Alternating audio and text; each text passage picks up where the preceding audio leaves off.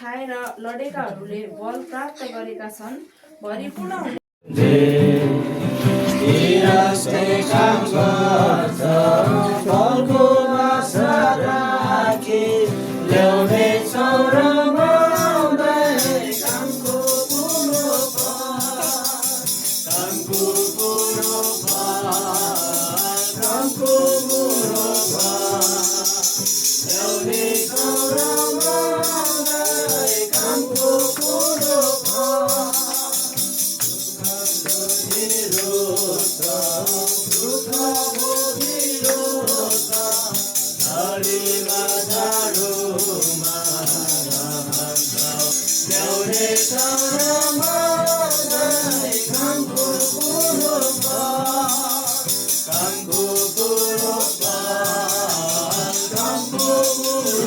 तपाईले भरिराख्नुभयो अनि आफ्नो आफ्नो कार्य प्रभु आफ्नो आफ्नो व्यवसायमा आफ्नो आफ्नो काम धन्दा विभिन्न कुरामा प्रभु हामीलाई अगुवाई गर्नुभयो र आशिष गर्नुभयो हामीलाई स्वर्गीय ज्ञान र विवेकले भर्नुभयो बल र तागतले प्रभु हाम्रो शरीरमा तपाईले प्रशस्त आशिष गर्नुभयो विशेष गरेर तपाईँको माझमा धेरै दिन पछाडि म हराएको थिएँ र आज तपाईँको माझमा मैले फेरि पनि भेट गर्ने मौका पाएँ है अनि समय घडी मैले तपाईँको माझमा के बोल्नु पर्यो भनेर आशिष यसो सोच्दै थिएँ है अनि म आज गुदिनटार झर्नु पर्यो भनेर भन्दै थिएँ हाम्रो मनोज पास्टर फिल्मको आउने कुरा गर्दै हुन्थ्यो अनि उहाँ आउनु भएन अनि लगायत म अनि उहाँ नआउने भएपछि म फेरि यहाँ आउने नितो गरेँ है म धेरै भयो तल जस पनि नझरेको अनि यहाँ पनि नआएको धेरै भयो अनि 1 महिना लगभग होइन तालिम बाइबल ट्रेनिङ साङ्गेतामा भएको कारणले उडिसाबाट आएको रहेछ अनि विशेष गरेर त्यो ट्रेनिङ यति राम्रो तालिम थियो अनि धेरैले मिस गर्यो है मिस्टेक अर्थात् भुल्नु बाध्य भयो है अनि कतिले भनेछ ग्रेस बाइबल स्कुल होइन अनि कतिले भनेछ अगुवा ट्रेनिङ सधैँ चल्दैछ त्यहाँ के रहेछ भन्दाखेरि ग्रेस बाइबल स्कुल है प्रकाश त्यो परमेश्वरले तपाईँले मलाई गर्नुभएको एउटा प्रकाश हो है यो चाहिँ यस्तो रहेछ यसले यस्तो हुँदो रहेछ यस्तो रहेछ भन्ने कुराहरू हामीमा आएकै हुन्छ त्यो कुराहरू कतिचोटि चाहिँ बाइबल पढ्दाखेरि तपाईँलाई हुन्छ हुँदैन मलाई चाहिँ त्यस्तो हुन्छ अनि त्यो बेला चाहिँ म चाहिँ फेरि लेखिहाल्ने काम गर्छु है लेखिहाल्छु उठेर भए पनि म लेखिहाल्छु कुनै बेला सुतेर केही सम्झिरहँदाखेरि परमेश्वरले छुट्टै प्रकारको प्रकाशहरू दिइराख्नु भएको हुन्छ तपाईँ अनि मलाई त्यो कुराहरू वचनहरू हामीले सम्झिँदै गर्दाखेरि त्यहाँबाट आशिषको कुराहरू तपाईँ अनि मलाई मनमा आइरहेको हुन्छ अनि त्यो कुराहरूलाई नोट गर्नु चाहिँ राम्रो कुरा हो जस्तो लाग्छ अनि किनभने कुनै बेला हामीले त्यसलाई पल्टाएर हेर्दा त्यहाँबाट परमेश्वरले तपाईँ अनि मलाई अझै प्रकाशहरू दिनुहुन्छ र विशेष गरेर आज म तपाईँहरूको माझमा हुन चाहिँ म धेरै चाहिँ बोल्ने छुइनँ एक बस्नलाई 15 मिनट मात्रै हामीसँग बाँकी छ अब 1 बजी नै सङ्गति सक्नुपर्छ भन्ने पनि चाहिँ अब नहोला अलिकति पर जानेछौँ माफ गर्नुहोला भन्न चाहन्छु म अघिदेखि तपाईँहरूसँग माफी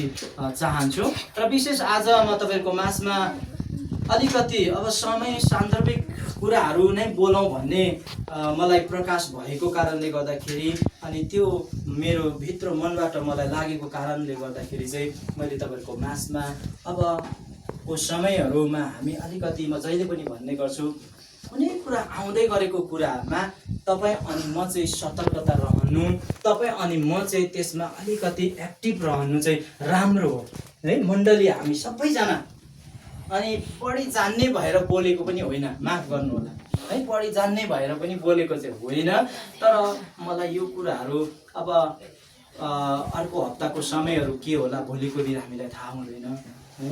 अनि त्यही भएर हामी यो समयलाई नै सदुपयोग गरौँ भन्ने तरिकाले मैले केही कुराहरू तपाईँको माझमा परमेश्वरले जति अगुवाई गर्नुहुन्छ त्यो अगुवाईमा हामी सबैजना मिलेर परमेश्वरको वचनलाई अध्ययन गर्नेछौँ है। सबैजना मिलेर परमेश्वरको वचनलाई अध्ययन गर्नेछौँ र आउनुहोस् विशेष गरी हामी छोटो प्रार्थना गरौँ न। अलिकति म प्रार्थना गर्नेछु, प्रभुले हामी अगुवाई माग्नेछौँ। प्रभु धन्यवाद, तपाईँ स्वर्गीयमा विराजमान हुनुहुन्छ अनि विशेष गरी प्रभु यो समय हामी तपाईँमा तपाईँको नजिक आउँछौँ अनि तपाईँको उपस्थिति हाम्रो बिचमा हामी चाहन्छौँ। पवित्र आत्माको गाइडेन्सलाई हामी बोल्छौँ। प्रभु यो समय तपाईँको सत्य वचनहरूलाई हामी अध्ययन गर्नको लागि सबैजना तयारी छौँ। हामी प्रत्येकजनालाई अगुवाई गर्नुहोस्, सत्य तपाईँको वचनहरू लेखिएको कुराहरूलाई हामी बुझ्न सकौँ, जान्न सकौँ अनि त्यो भित्रको रहस्यको कुराहरूलाई प्रभु तपाईँले हामीलाई बताइदिनुहोस्। यर्मिया 33:3 पद अनुसार मलाई पुकार म तिमीलाई जवाब दिनेछु, तिमीहरूले नजानेका ती गहिरै र गुप्त कुराहरू म बताउनेछु। प्रभु तपाईँको वचनले भनेअनुसार हामी साँच्चै नै गहिरो र गुप्त कुराहरू हामी सिक्न चाहन्छौँ, बुझ्न चाहन्छौँ। प्रभु हामीलाई तपाईँले स्वर्गीय ज्ञान र विवेकले भर्नुहोस्। धन्यवाद, म आफैलाई तपाईँको रगतमा बाँध्दछु प्रभु। धन्यवाद, मलाई अगुवाई गर्नुहोस्। भन्ने सुन्ने प्रत्येकमाथि पवित्र आत्माको उपस्थिति दिइराख्नुहोस्। आत्मिकी कानहरूलाई खोलिदिनुहोस्, बुझ्ने ज्ञान र बुद्धि प्रभु हामीलाई दिइराख्नुहोस्। कुनै अन्धकारको शक्तिले वचन सुन्न नदिने आलस्यपनका आत्माहरू, निन्द्रापनका आत्माहरू, विभिन्न विश्वका कुरालाई हामी नासक येशूको नाउँमा अघिदेखि विजयलाई हामी घोषणा गर्छौँ। धन्यवाद, सम्पूर्ण कुराको लागि धन्यवाद दिँदै सबै आशिष अनुग्रह माग्छु पुत्र येशू तपाईँको नाउँमा। र म है सुसमाचार कतिचोटि हामी मण्डलीमा अनि हामी परमेश्वरलाई विश्वास गरेको व्यक्तिहरूको बिचमा तपाईँ अनि मलाई पनि होला, तपाईँलाई पनि नजान्दाखेरि सुसमाचार के हो भन्ने कुराहरूमा हामी अलिकति अन्यल त थियौँ होला। कतिचोटि हामीले अन्य प्रभुलाई विश्वास नगरेका व्यक्तिहरूलाई सुसमाचार गर्दाखेरि चाहिँ येशूमा विश्वास गर्नुहोस् तपाईँले चङ्गाइ पाउनुहुन्छ, येशूमा विश्वास गर्नुहोस् तपाईँ धन कमाउन सक्नुहुन्छ, येशूमा विश्वास गर्नुहोस् तपाईँ सबै कुरामा राम्रो हुन्छ भन्ने कुरा भौतिक आलोचना है, भौतिक र शारीरिक कुरामा फाइदाको कुरालाई देखाएर हामी सुसमाचार गर्छौँ। तर वास्तविक त्यो सुसमाचारको बाटो होइन रहेछ जस्तो लाग्छ मलाई चाहिँ है। अनि सुसमाचारको बाटो चाहिँ त्यो बाटो हो, येशूलाई विश्वास गर्नुको कारण चाहिँ तपाईँ अनि म रोगबाट निको हुनलाई हो र मात्र हो? होइन। येशूलाई विश्वास गर्न तपाईँ अनि म धन कमाउनको लागि हो र? होइन। येशूलाई विश्वास गर्नुको खास उद्देश्य चाहिँ के हो भन्दाखेरि चाहिँ तपाईँ अनि म चाहिँ पापबाट छुटकारा पाउनको लागि, मृत्यु पछिको अनन्तको जीवनलाई प्राप्त गर्नको लागि चाहिँ खास येशूलाई विश्वास गर्नु हो। अनि त्यो सत्य कुरा र खास कुरा अरूलाई सुनाउनु चाहिँ सुसमाचार हो है। कतिचोटि चाहिँ हामी मण्डलीमा त्यस्तो हुन्छौँ होइन, हामीलाई शरीरको कुराहरूको आलोचना, शरीरको कुराहरूको फाइदाको कुराहरूलाई देखाएर हामी अरूलाई त्यो सुसमाचार हो भनेर हामीले त्यसलाई बटार्यौँ। यस कुरा उद्धार र मुक्तिको कुराहरू हामीले गर्न सकेनौँ भने चाहिँ त्यो चाहिँ अलिकति सुसमाचारको बाटोतिर गएन है। अनि त्यो कुराहरू मण्डलीमा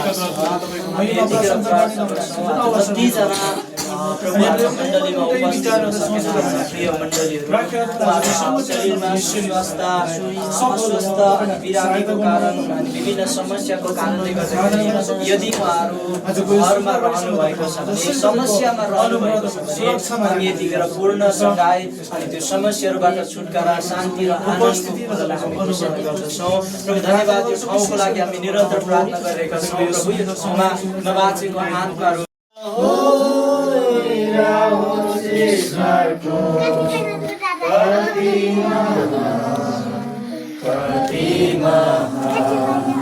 प्रशंसा होइरहोस् ईश्वरको, कति महान, कति महान।